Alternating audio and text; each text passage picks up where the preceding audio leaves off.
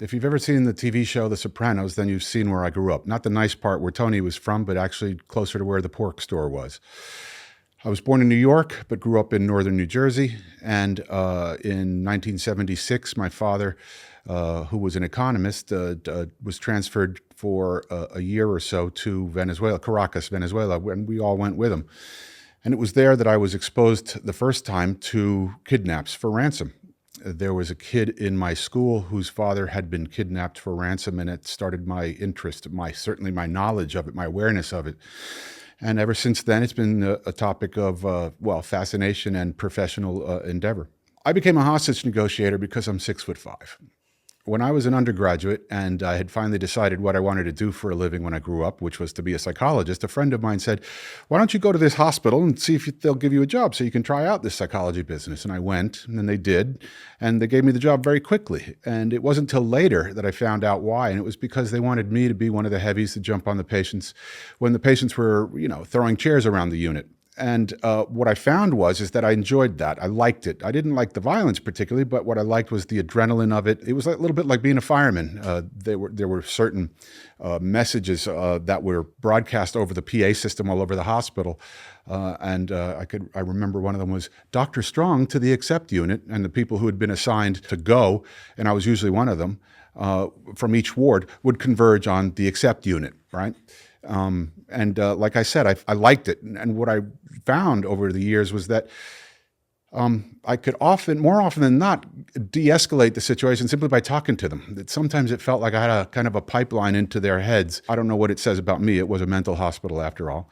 But I did feel like I understood in many cases what the situation was, what was really going on, as opposed to just the tip of the iceberg stuff that you see. And I was able to understand what was going on at a deeper level and thereby de-escalate the situation and without having to physically intervene. One thing I can tell you is that the hostage negotiation team headquarters at One Police Plaza in New York, and the one that I used to work at Scotland Yard, is that if you could somehow get beamed like Star Trek style from one department to the other across the Atlantic, they looked almost exactly the same. The only difference was the accents. The same sort of cream-colored beige paint on the breeze block walls, too many people, too many filing cabinets in too small a space, similar smells. It was kind of uncanny. And the nice thing about working with hostage negotiators on both sides of the Atlantic is that they're, without exception, very dedicated people. Nobody becomes a police officer to get rich or to do anything for themselves. They're very community-minded. And as a hostage negotiator, one of the main values that underpins what the work you do is that life is valuable and worth saving. The Hackney siege started when the car of a man named Eli Hall was found, I think, a few days before Christmas, and it had been involved in a gun crime, if I remember correctly. And they watched it for 3-4 days, and then nothing happened.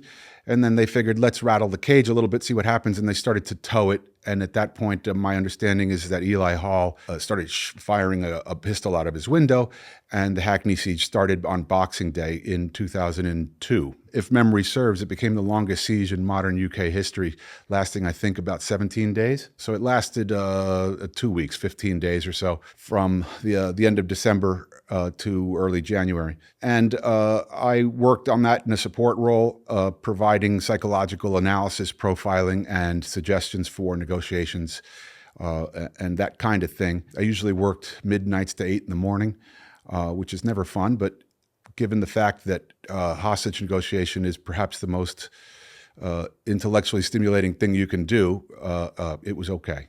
If I remember correctly, Eli Hall was shot and killed by an armed Metropolitan Police officer after having fired at the police officer. And then he died as a result. So from my perspective as a hostage negotiator, it was not a fully satisfactory case. It was an okay case in the context of he didn't kill anybody else, but an ideal resolution of that case would have been to have apprehended Eli Hall and to have him face justice. From my perspective as a hostage negotiator, a successful case is when all of the lives are preserved, all of the lives that are involved, whether it be hostages and or kidnappers. and obviously any other people involved. A hostage negotiation failure, such as it is when there is loss of life or significant injury. But the way I think about it is a little bit like, I guess, what an oncologist feels about cancer. I might be able to cure the cancer. I might be able to make your life better, improve your quality of life. But in the end of the day, if you die, it's the cancer that killed you, not the doctor. There are various categories of kidnaps globally. You've got your kidnaps for ransom, which economic or commercial kidnaps, where the person is being held or the people are being held for some kind of financial or other gain, okay? Then you've got your political/religious kidnaps, where the kidnappers are trying to extract some kind of concession from a third party, for example, a government. So you might, the Israeli and Hamas situation right now is a good example of a political/religious kidnap, in which people have been kidnapped in order to try to affect or alter the behavior of some third party, in this case, the Israeli government. And then you've got kidnaps that are, or siege situations that develop as an outcome of a crime. For example, somebody who's robbing a bank, they get barricaded in, and now they've got a bank full of bank employees, and now they're barricaded in there, like the case in Sweden. It's been my experience that the Stockholm Syndrome is an intuitively appealing idea. Another term for it is called hostage identification syndrome, in which the hostages identify with their captors. And it seems to me to be an adaptive or a way of behaving and of approaching the kidnappers that increases your likelihood of surviving. In other words, if you can't beat them, join them. But it's been my experience in both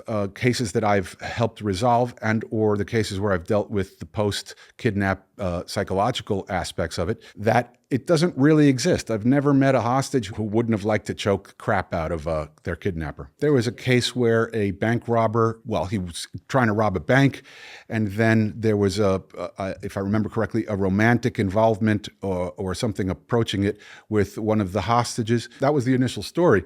But my understanding is that subsequent to that, in the years following that case, the hostage, she's talked about how that's not what I said or that's not what I did. It's a complicated story, and it's not as simple as it seems. Though, like I said before, the whole idea of the Stockholm Syndrome is intuitively appealing. In the kidnap for ransom insurance industry, there are a variety of people who would hire me. And so the clients would vary from the families or companies of individuals or groups of people who've been taken hostage.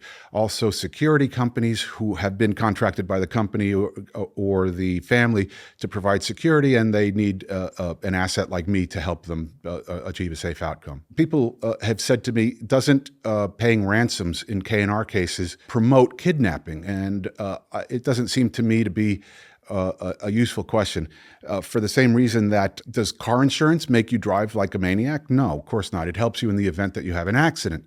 And so from my perspective, a successful outcome is where we pay for the release of the hostage and we achieve the successful and safe release of the hostage or hostages. How do you compare life to an amount of money? What's the number? How much is a human life worth, right? Especially if it's your relative or someone you love. Most of us would pay pretty much anything we've got in order to get those people back. It's making the best of a bad situation. The biggest sum of money that I've ever seen paid for a ransom is, it's in the millions, it's in the tens of millions of dollars for a ship piracy case. They're a little bit different in many respects to land-based kidnaps. Piracy cases off the coast of Somalia are much less prevalent now than they were in the middle of in the 2010s or so. The phenomenon has moved elsewhere. They still occur.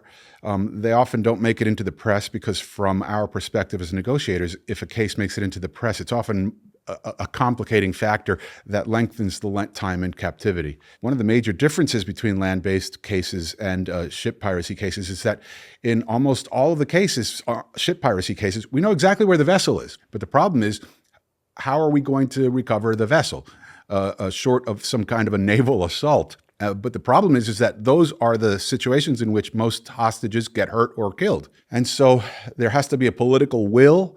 There has to be a military presence that is there to and trained and ready to do that kind of thing. And again, those are the most risky times for hostages because that's where they tend to get killed, is when the bullets start flying. It's been my experience that governments never pay. Not only that, they really don't want anything to do with it.